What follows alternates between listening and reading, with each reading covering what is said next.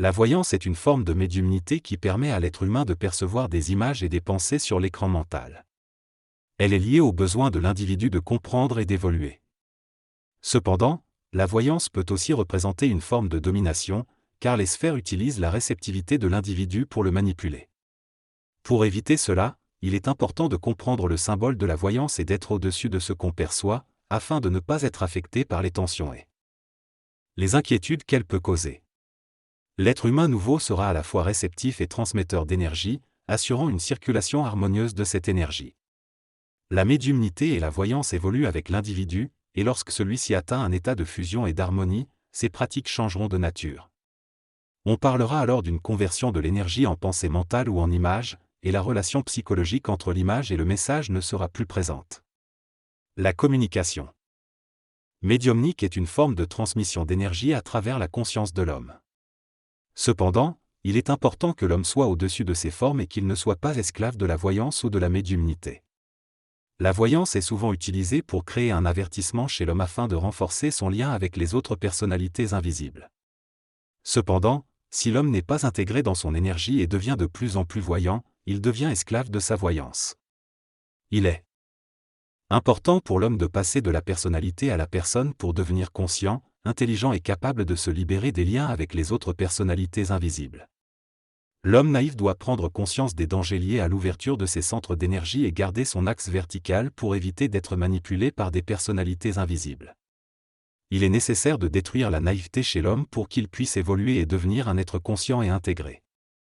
Dans ce texte, il est expliqué que la médiumnité et la voyance peuvent donner l'impression à certaines personnes d'avoir un pouvoir ou une connaissance supérieure, mais en réalité, ces capacités sont liées à un état de conscience astralisé. Les sorciers africains sont cités en exemple pour illustrer ce phénomène. Cependant, l'homme nouveau, conscient des lois de l'énergie, doit prendre conscience des limites de la médiumnité et de la voyance, tout en tirant ce qui peut lui être utile de manière créative, sans éprouver de sentiment de supériorité. Il est également souligné que le sentiment de la connaissance est une illusion, car la véritable énergie n'a pas de forme et c'est l'homme qui lui donne une forme. L'homme conscient, capable de donner forme à l'énergie, n'a pas besoin de s'intéresser à la connaissance mais est toujours dans le savoir. Il découvre en parlant plutôt qu'en recevant, car recevoir ne fait que participer à la mémoire astrale. En comprenant que la connaissance est une illusion, il est possible de se libérer de l'ego. L'ego n'a pas besoin de la connaissance pour se sentir soutenu, il a besoin d'être unifié dans tous ses principes pour être capable de donner à l'énergie la forme nécessaire pour créer des conditions d'évolution sur le plan matériel. L'ego réceptif a besoin de reconnaissance et de connaissance, car il n'est pas rempli de cette énergie. Une partie de l'énergie de l'homme est utilisée par son ego et ses autres personnalités sur les plans astraux, ce qui l'empêche d'être en conformité totale avec les lois de l'énergie. Il est alors temporairement obligé de passer par des plans subtils de l'astral pour ressentir une personnalité plus avancée ou illuminée, mais cela est une illusion. Il est important de comprendre que la recherche de la connaissance peut créer un lien astral entre notre personnalité et d'autres personnalités sur d'autres plans, ce qui peut être problématique. L'énergie dicte le mouvement de la connaissance et de l'expression du savoir, et ce n'est pas à moi ou à quiconque de l'apporter. Mon travail est de faire prendre conscience à l'homme des principes de vie, d'énergie et d'intelligence pour qu'il puisse bénéficier de sa propre lumière. Si jamais je fais intervenir le plan astral par médiumnité, cela se fera en temps voulu par l'énergie, et non pas pour satisfaire les désirs égoïques des médiums. Si je le fais, cela se fera en collaboration avec Guissé, et nous montrerons les aspects subtils de la médiumnité. Il est temps pour d'autres personnes de commencer à travailler et à apporter des connaissances matérielles pour le bien-être de ceux qui en ont besoin afin de comprendre le passé de l'humanité. Cependant, l'auteur ne se considère pas comme faisant partie du passé et n'est pas intéressé par la connaissance. Il appartient à une autre dimension de réalité et n'a pas le pouvoir de vouloir quelque chose. Ainsi, il ne décidera pas s'il formera des cercles de médiums ou de voyants. Selon lui, le travail sur l'information que l'homme peut créer sur le plan matériel sera intéressant et rigoureux une fois qu'il aura élevé suffisamment son niveau de connaissance, libéré des influences astrales et compris sa relation avec ces plans. Cela lui permettra de travailler avec sa propre énergie et de développer une intelligence structurée. L'auteur souligne également que l'homme doit parler et écrire avec clarté et intelligence pour être compris clairement par ses pairs. Pour cela, les voyants et médiums doivent vaincre l'énergie astrale dans leur esprit afin de posséder une parole et une image claire et de comprendre parfaitement ce qu'ils écrivent ou disent. Sinon, ils seront à la merci de la médiumnité mécanique et de l'écriture automatique, ce qui ne fait pas partie de l'énergie de l'intelligence mais de l'énergie astralisée des personnalités invisibles qui influencent leur mental. L'homme nouveau doit être à la fois un canal et un contrôle de l'énergie. Il ne veut pas seulement être un récepteur passif, mais veut pouvoir travailler avec des intelligences supérieures pour bénéficier de leur sagesse et les utiliser de manière consciente. Il refuse les communications télépathiques avec le monde astral qui ne serait pas intelligente, car il aspire à une intelligence véritable. Pour cela, il doit se libérer des illusions et des voiles qui l'emprisonnent et l'empêchent d'évoluer. Les voyants et médiums souffrent car ils ne se sont pas encore affranchis du connu et ne comprennent pas les lois de l'énergie. L'homme nouveau, quant à lui, comprendra que sa relation avec sa propre lumière est une relation absolue d'unité.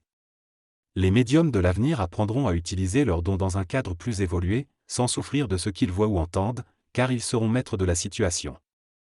Ils utiliseront les symboles pour déclencher de nouvelles énergies et connaissances, en harmonie avec les lois de la forme. Ils distingueront clairement la connaissance prophétique occulte du savoir cosmique de l'homme nouveau.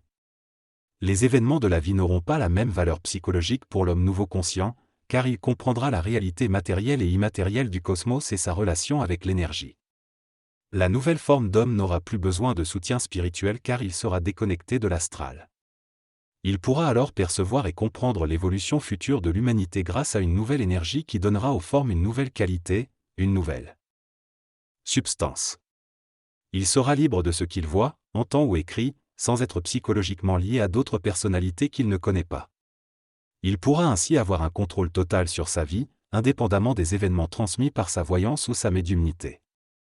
L'homme nouveau sera réellement conscient de sa voyance et de sa médiumnité, ne souffrira pas de son savoir et vivra d'une conscience légère. Il ne sera plus en initiation, mais dans la recherche de la connaissance, créant de nouvelles formes pour comprendre son devenir et l'avenir de l'humanité. Il ne souffrira pas de ce qu'il voit ou entend, contrairement aux médiums et voyants prisonniers des formes qu'il utilise pour transmettre l'information astrale. L'homme nouveau comprendra le mensonge derrière la forme et pourra attribuer une valeur à chaque forme, pensée ou image en fonction de son niveau d'évolution et de conscience. L'intelligence créative dans le cosmos n'est pas limitée, mais l'homme est limité et impuissant à la vivre pleinement. Si cette intelligence se manifeste à travers les plans astraux pour l'évolution de l'homme, c'est toujours en fonction de ce qu'il peut comprendre et réaliser. Ce n'est donc pas la faute du médium ou du voyant d'être naïf, mais cela fait partie de l'involution de l'homme.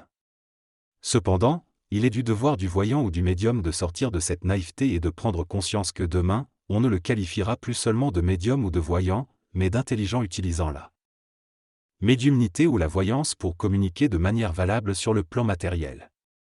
Si l'homme n'est pas d'abord intelligent avant d'être voyant ou médium, il devient automatiquement un grand naïf et peut rendre la vie des autres tendue en raison de son incapacité à comprendre lui-même ce qu'il dit ou voit.